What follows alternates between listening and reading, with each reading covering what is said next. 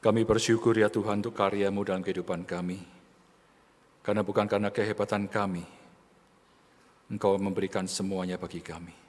Tapi justru karena kami tidak mampu sama sekali, Engkaulah yang memberikannya pada kami. Tuhan, Kau yang terus berkarya menolong kami, juga ketika kami sebentar akan membaca dan merenungkan kebenaran firman-Mu.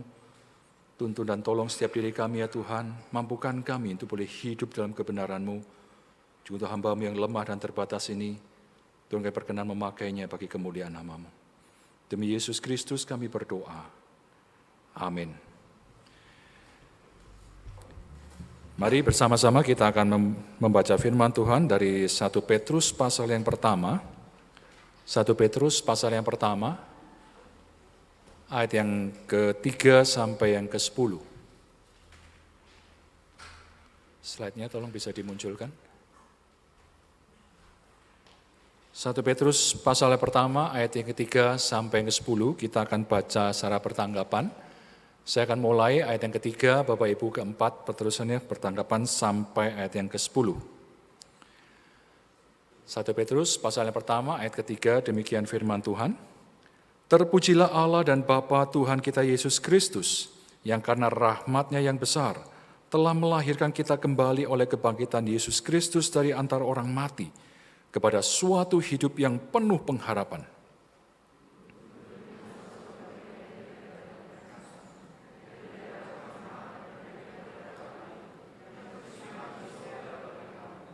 Yaitu kamu yang dipelihara dalam kekuatan Allah karena iman-Mu, sementara kamu menantikan keselamatan yang telah tersedia untuk dinyatakan pada zaman akhir.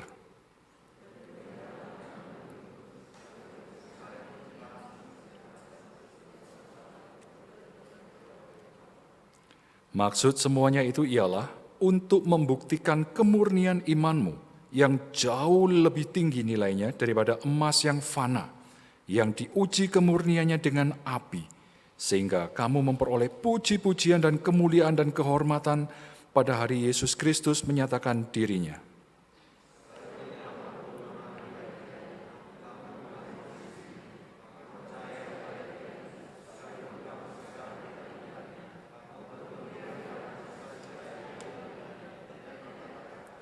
Karena kamu telah mencapai tujuan imanmu, yaitu keselamatan jiwamu.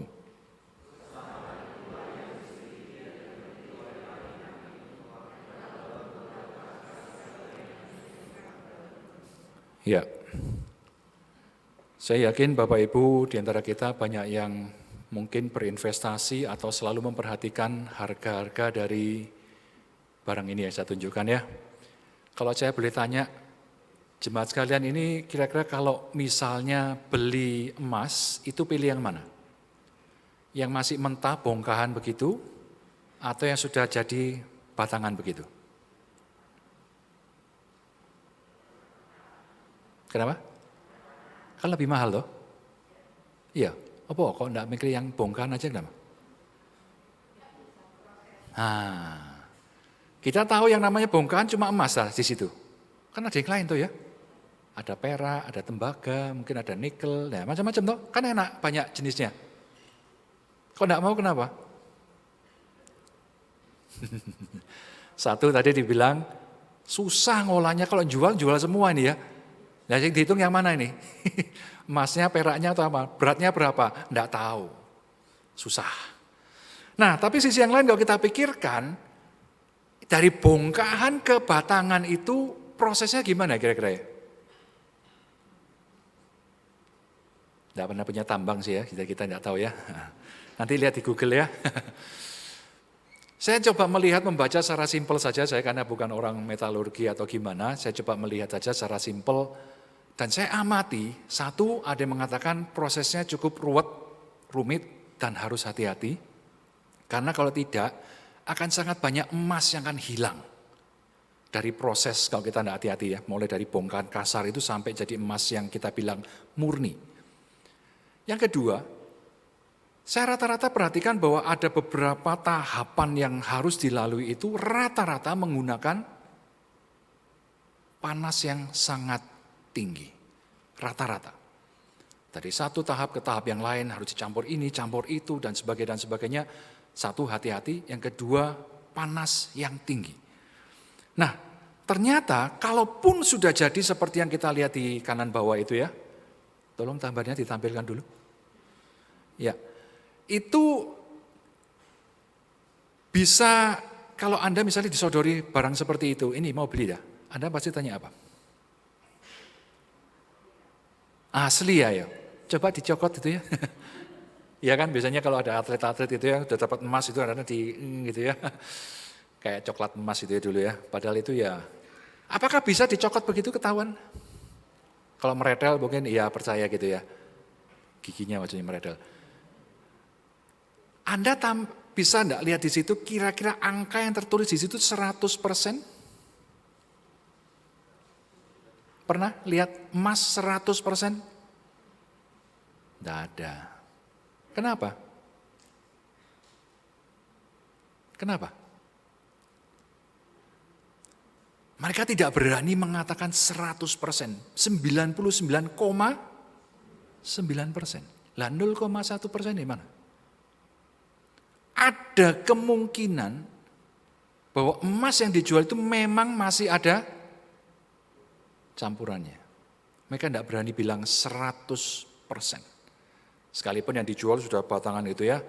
Dan by the way kalau Anda mungkin sempat lihat-lihat bank sentral yang ada di Bern, di Switzerland itu, ada beberapa bilik itu ya di situ. Itu dari negara mana gitu ya. Kalau Anda mungkin diizinkan nginceng misalnya. Anda kan bisa lihat jumlah emas dari persediaan negara ini, wah berapa batang masih ada di situ gitu ya. Tumpuannya ada berapa dan sebagainya. Kenapa emas ini begitu berharga? Dimasukkan dalam golongan logam mulia. Dari dulu ini sudah ditetapkan seperti itu dan menjadi satu patokan rasanya bagi kita bahkan sampai saat ini yang namanya emas itu berharga. Tetapi ketika hal ini nanti dibandingkan dengan namanya keselamatan jiwa kita, itu seperti apa? Nanti kita akan lihat ya. Nah tadi terakhir saya tanya ketika Anda disodorin emas batangan ini Anda tanya apa? Asli apa enggak? Untuk membuktikannya gimana? Digesek. Gesek sendiri. Kita makanya perlu ada namanya sertifikat. Itu pun kita harus lihat dulu. Sertifikatnya tanda tangan siapa? Ketua RT? Wah, tanya dulu RT yang mana ini? RT-nya punya sertifikat atau tidak gitu. Yang disertifikasi atau tidak. Bisa tanda tangan bahwa ini emas asli atau tidak. Berarti maksudnya tidak sembarangan orang bisa mengatakan bahwa ini emas asli. Saya pernah beli ini ya, cincin begini ya. Murah banget, kelihatannya mirip sekali dengan emas. Kalau kita lihat harganya geleng-geleng, gak percaya. Kok murah men ya? Kelihatannya kayak emas, sekejap, sekilas gitu ya maksudnya. Wah, tapi kalau tahu bahannya, Jadi kita harus uji hasilnya seperti apa. Nah, pola yang kurang lebih sama ternyata diterapkan dalam sistem kehidupan rohani kita. Ketika kita berbicara tentang tadi yang dikatakan dalam surat 1 Petrus, kita melihat, tolong ditampilkan. Ya, itu sudah keluar duluan semua ya. Jadi dimulai dari kebangkitan Kristus, kita tahu tadi ada satu hal yang ditekankan di situ. Bahwa ketika kita menjadi percaya karena kita ditebus oleh Tuhan, dimulai dari kebangkitan Kristus, berarti kalau sebelum kebangkitan dimulai dengan kematian. Nah inilah dalam masa prapaskah ini kita kembali diarahkan pandangan kita ke sana. Kita melihat kembali Tuhan sudah bangkit bagi kita.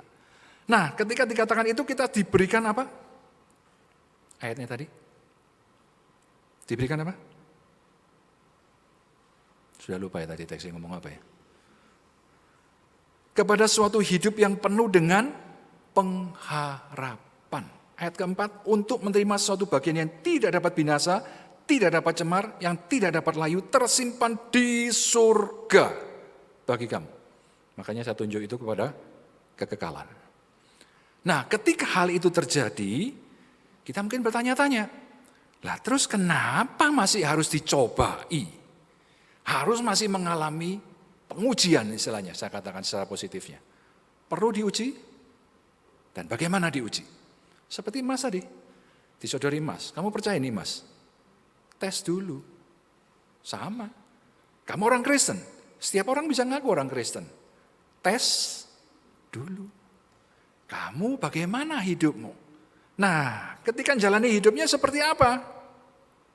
Ini yang harus kita lihat. Tadi kita membaca bahwa firman Tuhan mengatakan, tolong selanjutnya. Oh, sorry. Keselamatan dalam Kristus jauh lebih berharga daripada emas yang tadi katanya nilainya sangat-sangat tinggi. Dibandingkan dengan keselamatan, itu sebenarnya tidak sebanding. Karena apa? Emas yang kita punya ini di dunia ini masih adalah barang fana. Jelas tadi kalimat itu muncul. Fana dalam arti apa? Sementara.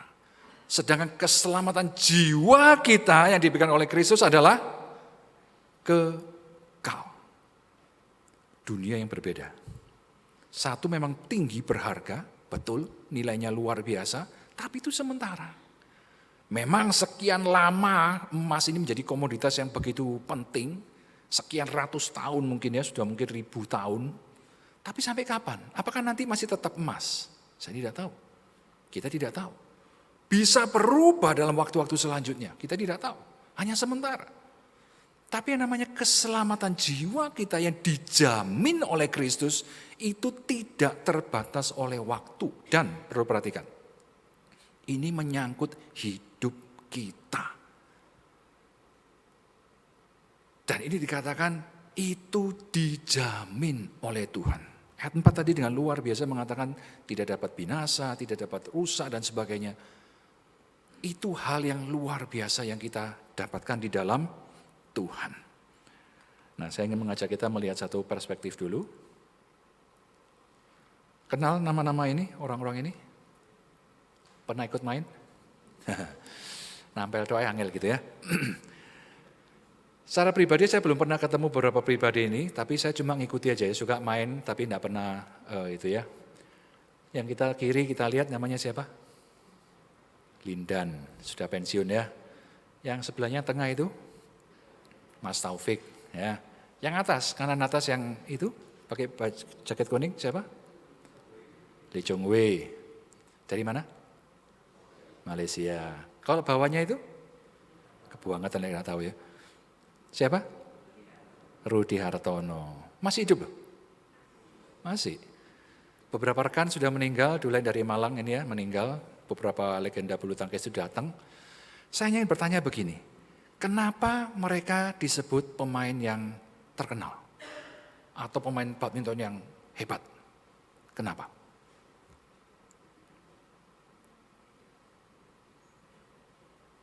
Silakan dijawab, ini bukan ujian, monggo. Prestasinya, kenapa prestasinya? Juara apa? Tarkam? Juara apa? Dunia, terus apa lagi? Ntar lagi, ada perjuangan lagi ini apa?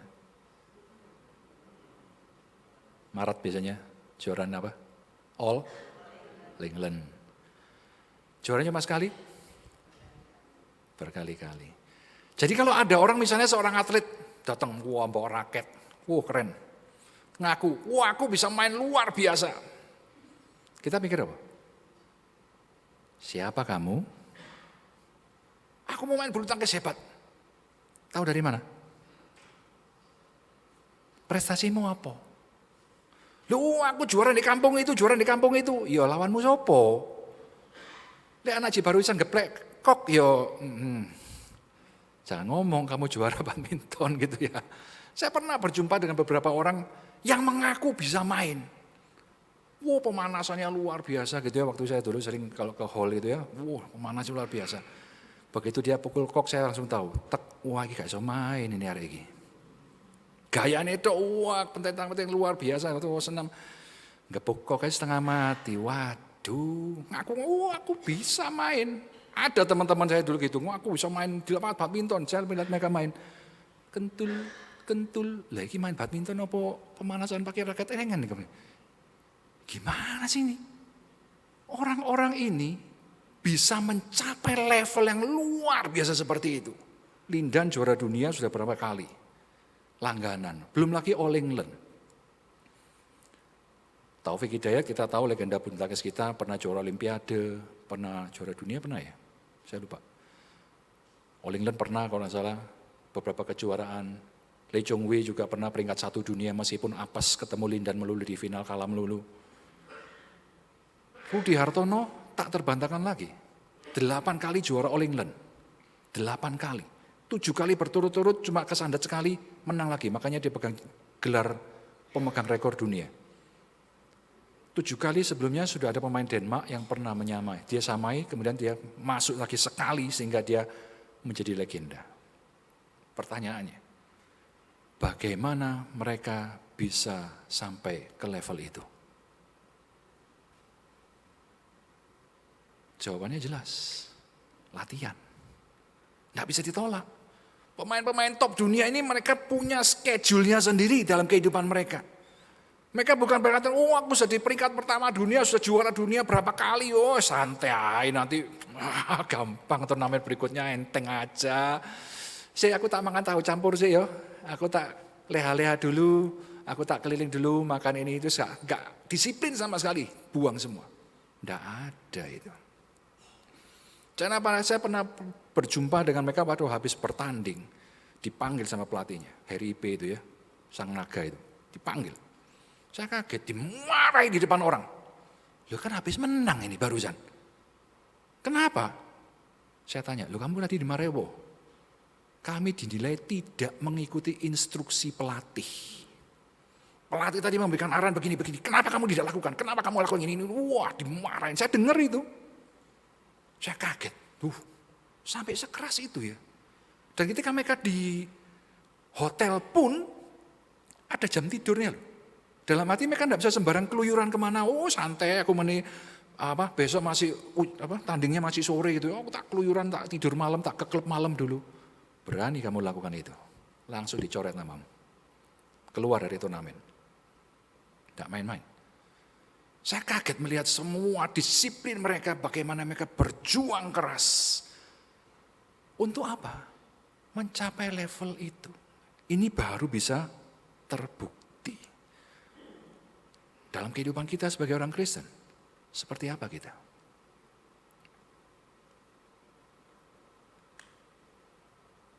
Siapa kita di hadapan Tuhan menurut Alkitab?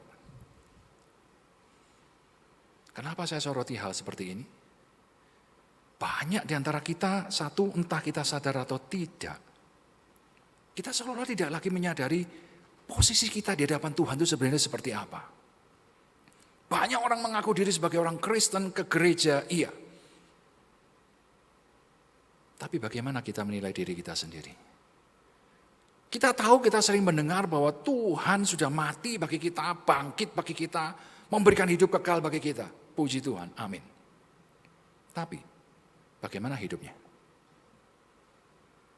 Setelah kita menerima semua status yang baru itu, seolah-olah kita kemudian seperti mengabaikan Tuhan.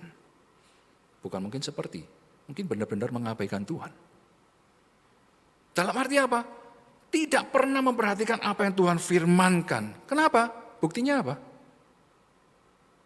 Sebenarnya gampang sekali jawabannya. Buktinya apa? Saya pernah baca firman Tuhan habis 1 tahun 1 buku Alkitab. Coba angkat tangan. Tidak ada? Di antara kita tidak ada? 3 tahun deh, 3 tahun 1 Alkitab. Berarti Anda tidak baca Alkitab. Simple. Status kita apa? Kita mengatakan, aku percaya pada Tuhan, tapi aku tidak pernah membaca firman-Nya. Apa yang menjadi keinginan hatinya? Saudara yakin masuk surga? Oh bisa yakin sekali, 1000% pun bisa yakin, saya percaya. Tapi buktinya apa? Seperti pemain tadi. Oh aku pemain hebat. Ya nyatakan dulu pemainmu, prestasimu apa? Kerja kerasmu apa? Kita benar-benar mengabaikan itu. Wis pokoknya aku diberikan Tuhan karunia ini ya selesai sudah. Kembali ke pertanyaan saya semula. Bongkahan emas atau emas batangan? Pilih yang mana? Disinilah kita perlu pikirkan baik-baik kembali. Siapa kita di hadapan Tuhan? Banyak orang menganggap diri sebagai anak Tuhan. Tapi dia tidak lagi sadar akan posisinya pemberian Tuhan kepada dia. Tadi dengan jelas dikatakan bahwa Tuhan sudah mati dan bangkit bagi Anda dan saya. Bagi orang-orang yang percaya kepada dia. Dia sudah berkarya begitu luar biasa. Dan dia memberikan masa depan. Kita ini bukan berandai-andai loh. No. Kita ini sudah dijamin masa depan kita sudah dijamin oleh Tuhan. Tapi dalam proses kita sekarang menuju ke masa depan ini, bagaimana dengan diri kita? Tuhan tidak pernah berhenti hanya sekedar di awal loh. Dia minta kita bergerak. Dan dia terus bersama kita memproses kita terus ke depan. Saya kasih contoh seperti ini. Saya pernah ketemu dengan seorang yang dulu waktu satu pameran, bukan pameran. Kirchentag itu hari gereja, tanda kutip kita kumpul gereja-gereja satu Jerman itu ketemu semua di kota Leipzig. Saya diajak teman saya mewakili satu kelompok mahasiswa internasional, kayak perkantas itu, tapi internasional. Kami di stand itu, kemudian kami menawarkan teh Asia, saya bawa teh Asia begitu ya, saya tawarkan. Banyak yang suka, mampir itu cuma minum tok, ya wis, apa-apa wis, ya mampir. Ngobrol-ngobrol, kemudian ada satu kali itu ada seorang ibu datang. Wah, dia ngobrol-ngobrol, terus tiba-tiba dia enggak tahu kenapa, tiba-tiba dia mulai ngomel. Cerita dia mengkritik pemerintahnya sendiri, pemerintah Jerman sendiri. Dalam hati saya, apa hubungannya bisa ya yo? Saya lihat-lihat, saya ini orang asing di negara asing, kamu ngecepret tentang pemerintah negaramu sendiri di hadapan orang asing ini mau apa gitu saya pikir ya. Tapi saya berdoa pada Tuhan, saya minta hikmat. Tuhan, aku harus ngomong apa sama orang ini? Pikir. Saya tunggu dia selesai. Setelah selesai, saya tanya dia, oke, terima kasih Anda sudah memberikan banyak masukan, saya bilang. Ya, terima kasih. Coba kita sekarang refleksikan dalam kehidupan kita, saya tanya. Seandainya, seperti yang Anda tadi ngomong, banyak hal yang Anda kritik. Kalau Tuhan melihat Anda dan saya dengan tolok ukur seperti itu, kira-kira Anda lolos enggak? Diam dia. Dari semua yang kamu ungkapkan tadi, wah jelek semua. Tolok ukurmu seperti itu. Oke. Sekarang itu coba terapkan itu pada dirimu sendiri dan itu dipandang dari sudut pandang Tuhan. Lolos enggak kamu? Pernah juga seorang teman dari Indonesia, sudah lama sekarang dia tinggal di situ. Kurang lebih mirip nadanya. Mengkritik waktu itu masih zaman Soeharto ya. Waduh kuping saya sampai panas, sampai 1 jam. Telepon saya pindah sini kanan kiri. Panas saya dengar, aduh gak mari-mari ngomong ini. Ngapain gitu loh. Saya pikir kamu ngeritik segitu buahnya gak puas. Saya ini bisa buat apa? Ya itu kalimat yang sama saya tanyakan pada dia. Seandainya kalau Bapak di depan Tuhan ditanya oleh Tuhan seperti itu, lolos enggak? Saya pertama mulai dengan seandainya Soeharto waktu itu lolos dari pengadilan dunia. Di hadapan Tuhan dia bisa lolos enggak? Kemudian baru saya melangkah, kalau kamu di hadapan Tuhan seperti itu, lolos enggak? Pertanyaan yang sama harus kita jawab. Ketika kita dalam dunia ini seperti ini, ketemu dengan orang-orang yang seperti ini, terus mengkritik. Ya memang kita semua siapa sih yang tidak lemah? Semua punya kekurangan, jelas sekali itu. Tidak ada yang sempurna. Ya, justru orang-orang seperti ini yang seringkali menuntut pihak lainnya adalah orang-orang yang sebenarnya mungkin sekali dia gagal juga dalam bidang itu. Tapi untuk menutupi kegagalannya, dia mengkritik orang. Sering seperti itu. Namun coba, kalau kita lihat dari sudut pandang Kristus dalam kehidupan kita, bagaimana? Apakah dia melihat kita seperti apa? Slide selanjutnya. Efesus pasal ke-4 ayat ke-2, ayat 1-2 dikatakan, sebab itu aku menasihatkan kamu, aku orang yang dipenjarakan karena Tuhan, supaya hidupmu sebagai orang-orang yang telah dipanggil berpadanan dengan panggilan itu. Hendaklah kamu selalu rendah hati, lemah lembut dan sabar. Tunjukkanlah kasihmu dalam hal saling membantu. Kita lemah, Kristus tahu. Kita tidak mampu, tahu sekali. Tapi dia tidak memandang kita sebagai orang-orang yang harus dihancurkan. Seharusnya dihancurkan. Tetapi dia justru datang mengorbankan hidupnya bagi kita. Dia melihat kita sebagai orang-orang yang harus dikasih, yang sangat-sangat membutuhkan kasih itu. Tidak ada di antara kita yang tidak perlu kasih itu. Orang-orang tadi mungkin banyak mengkritik, banyak menunjuk kesalahan orang. Dia tidak sadar siapa dirinya. Dia juga perlu kasih karunia Tuhan ini. Sama seperti kita. Saya ketika merenungkan teks ini, saya melihat satu teks, saya memikirkan satu yang lain. Kita masing-masing memiliki kelemahan, iya. Tapi jangan cari kelemahan sesamamu untuk menghancurkan atau menjatuhkannya. Tapi justru tolonglah dia. Dalam sebuah wawancara waktu itu tahun 90-an ya, ada seorang pemain dari New Zealand main di Bundesliga Jerman. Dia di klub Werder Bremen, saya masih ingat itu, saya lupa namanya. Dia diwawancara di satu stasiun TV itu ya, kalau Sabtu atau Jumat malam itu jam 9:04 masalah itu ada siaran khusus untuk ya. Nah itu biasanya kan bahas, Sabtu malam.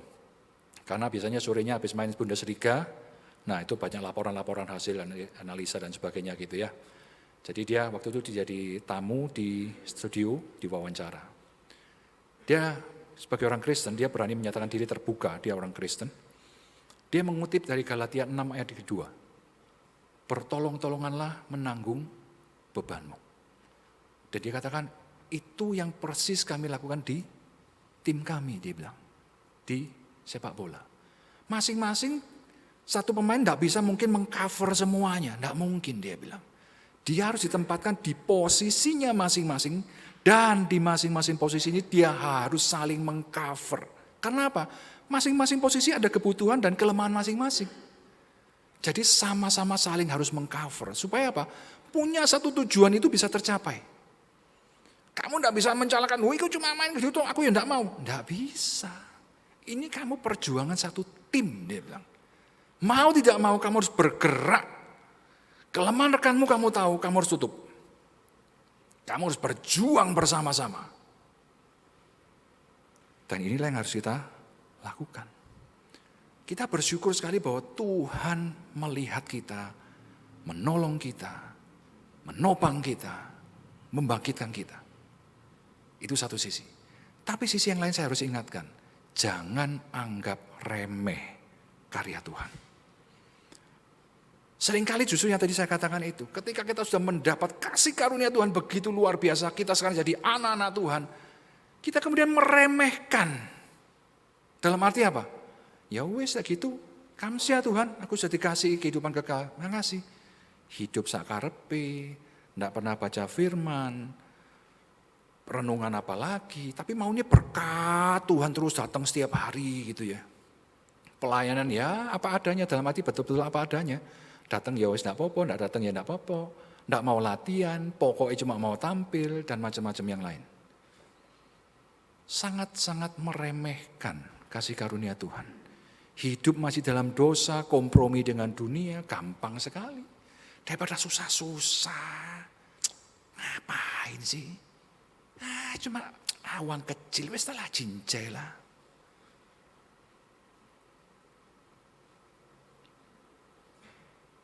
Apakah kita bertanya kepada Tuhan? Kira-kira Tuhan melihat kita seperti apa ya? Kita jangan pernah lupa bahwa kita diminta pertanggungan jawab oleh Tuhan. Kita diberikan gratis, iya. Satu pasti bukan murahan karena kita tidak bisa beli. Tapi sisi yang lain, ketika kita diberi oleh Tuhan, Dia juga minta kita bertanggung jawab. Bagaimana kamu menjalani hidupmu? Sehingga pertanyaan yang pertama saya coba tanyakan di sini, kita bisa refleksikan bersama. Sudahkah kita sungguh-sungguh percaya bahwa Kristus telah bangkit dari kematian dan berkuasa untuk memberikan kehidupan kekal kepada kita yang percaya kepadanya? Ini pertanyaan yang harus dijawab dulu. Kalau ini tidak bisa dijawab, pertanyaan berikutnya bisa diabaikan. Sungguhkah kita percaya bahwa Kristus sungguh sudah bangkit dari kematian dan Dia satu-satunya berkuasa memberikan hidup kekal itu kepada kita yang percaya kepada Dia?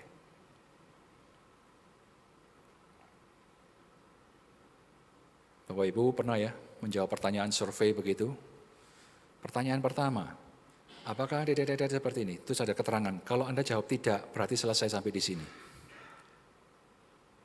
Saya pernah ngalami itu. Saya iseng-iseng isi survei apa, tidak tahu di mana, saya lupa. Tiba-tiba waktu saya pulang, di kamar saya sudah dinantikan seorang. Saya kaget, siapa ini? Saya tanya, Anda siapa? Oh, Anda ngisi survei waktu itu gini-gini, saya ini hanya follow up, sehingga saya datang. Oh, dia masuk ke kamar saya, lihat-lihat, terus dia mulai survei, lumayan tebal gitu, dibuka. Pertanyaan pertama, apakah Anda punya ini? Saya bilang, enggak, langsung ditutup lagi, jebrek. Selesai sudah surveinya. Tuh, wis mari. Udah, oh ya wis. Pulang dia. Seminggu kemudian ada satu kejutan. Saya merasa heran, tiba-tiba di depan kamar saya ada satu paket, waktu itu agak gede gitu, satu box ini. Oh boy, saya tidak merasa beli apa-apa. Waktu itu belanja online belum ada ya. Saya heran, saya lihat-lihat. Saya tidak beli apa-apa, tidak pesan apa-apa, kok tiba-tiba dikirimi barang. Nama saya lagi tercantum di depan situ. Saya coba lihat, saya buka, ada keterangan, Anda telah memenangkan hadiah dari survei tadi itu. Oh, gitu ya. Saya jawab cuma satu pertanyaan, tidak, tapi saya dapat hadiah. Wah lumayan juga ya, tahu saudara hadiahnya apa? Kamera digital. Yang pada waktu itu masih sebuah barang yang langka pada waktu itu ya, belum tahun 2000 ya, 90 sekian. 2 megapiksel, itu waktu itu juga gede gitu rasanya ya, 2 megapiksel. Saya waktu itu masih VGA gitu ya, masih yang kecil-kecil gitu ya. Ini sudah 2 megapiksel, rasanya wah gitu ya. Wah lumayan juga ini. Ya itu pengalaman yang menyenangkan memang ya. Tapi pertanyaan ini harus dijawab dengan serius. Apakah Anda sungguh-sungguh percaya? Ini sangat menentukan. Bukan cuma yakin loh ya. Bukan cuma yakin. Tapi Anda sungguh bisa membuktikan dari hidupmu. Ini yang kedua. Sudahkah hidupmu berpadanan dengan panggilannya sebagai orang percaya? Perubahan apa yang telah terjadi dalam hidupmu selama ini? Dan apakah itu sudah memadai?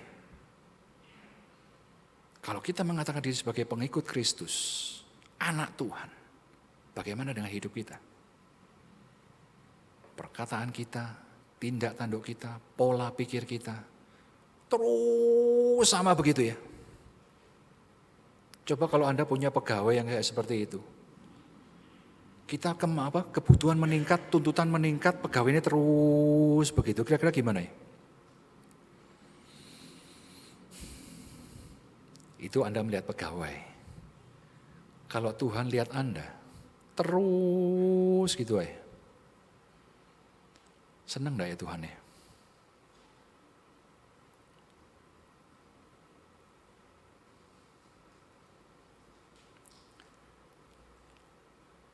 Dalam semua proses yang harus dijalani ini, ketika kita sedang menghadapi namanya pencobaan atau ujian, apakah kita tetap setia dan taat kepada Dia? Atau kita justru membuat kompromi dengan dunia? Petunjuk hidup baru yang tadi kita baca, Markus 14, sempat menjadi pertimbangan saya ketika mempersiapkan khotbah ini. Saya harus milih 2 teks, itu atau yang saya baca tadi. Sebenarnya saya sangat ingin membicarakan yang itu. Ketika Tuhan Yesus ada di Taman Getsemani, kita tahu situasinya.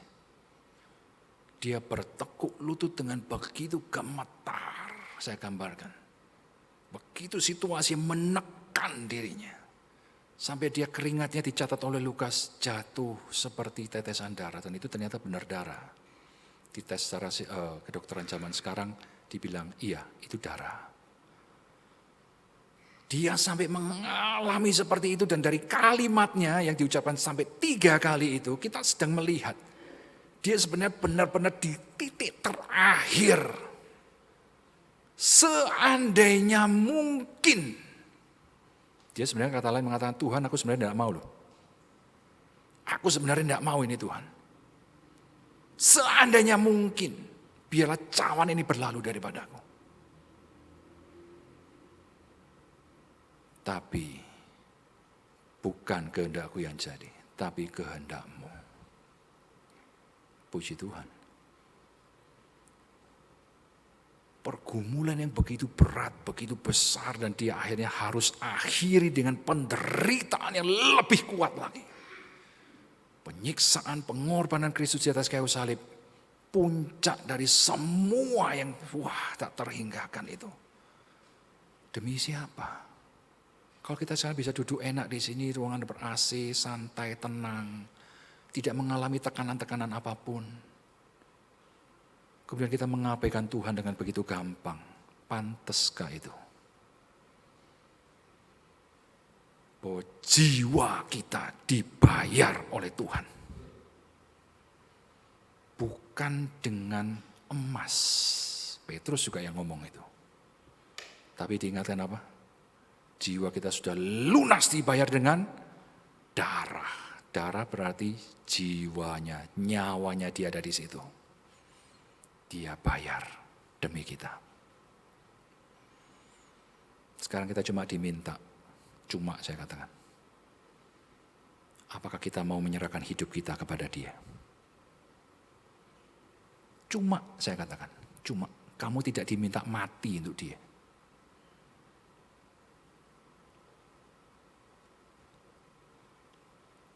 Dan kita diingatkan, Tuhan sedang segera datang kembali. Yohanes 14, coba baca baik-baik. Ayat 1-3. Murid-muridnya bingung loh, Tuhan kamu mau kemana? Aku akan kembali ke Bapakku. Pulang ke sana sebentar, nyiapkan tempat bagi kamu. Nanti loh mari aku pulang datang lagi ngambil kamu. Supaya apa? Di mana aku berada, kamu pun berada. Jaminan kekekalan tadi.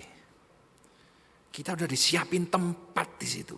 Pertanyaannya adalah, kamu sudah siap belum dibawa ke tempat itu? Kamu masih bongkahan atau sudah batangan? Pantes yang mana?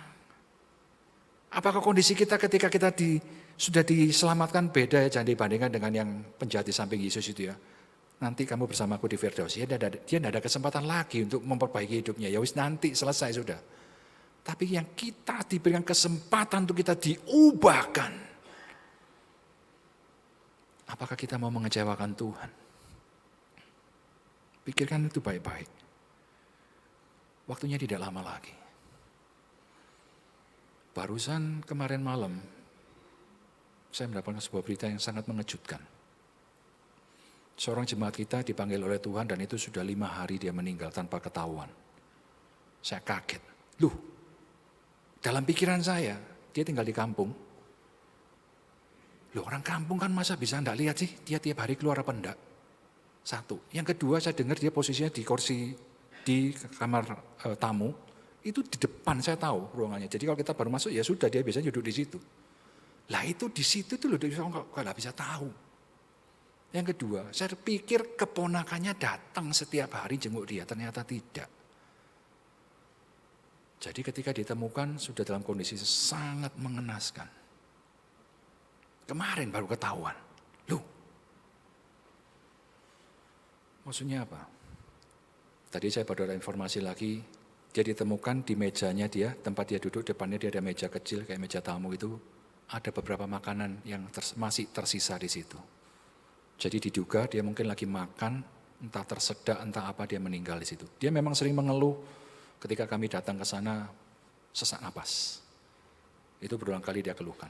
Jadi dia bilang, sorry ya, enggak bisa ke gereja karena sudah enggak kuat jalan. Dia bilang, jalan berapa langkah udah ngos-ngosan, dia bilang enggak kuat. Ya enggak apa-apa, saya bilang, wis di rumah aja. Saya dengar berita ini, saya terkejut, tapi ya saya harus berpikir. Setiap saat hidup kita bisa berakhir dengan begitu cepat. Begitu cepat. Mau siap, mau tidak siap, Tuhan kalau panggil ya sudah. Tapi sebelum itu terjadi, saat-saat ini diberikan oleh Tuhan untuk kita melihat hidup kita. Kita diberikan waktu untuk mempersiapkan diri berjumpa dengan Tuhan. Sebentar nanti saya ada pemberkatan ini jam 10. Manten tidak mungkin keluar masih ucek-ucek, roll-rollan gitu tuh ya. Masih piyama terus mau diberkati. Wah ini luar biasa nih. Saya tidak pernah ngalami seperti itu ya. Kok jadi manten jam 4, jam 3 udah masuk salon, rias dan sebagainya. Tidak ada ceritanya manten, tidak siap apa-apa tiba-tiba sandal jepitan di depan diberkati. Dari berbagai contoh yang coba kita gumulkan dan kita renungkan bersama. Jawablah pertanyaan-pertanyaan tadi. Siap untuk dipanggil Tuhan? Mari kita berdoa.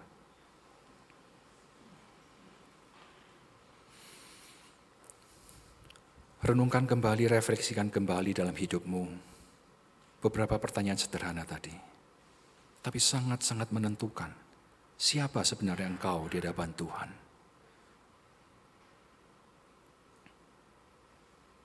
Tuhan sudah menyatakan kasih-Nya begitu besar kepada kita. Tidak ada kasih dalam dunia ini yang bisa menandinginya. Namun betapa sering kita justru mengabaikannya. Berdoalah secara pribadi di hadapannya saat ini. Jangan keraskan hatimu.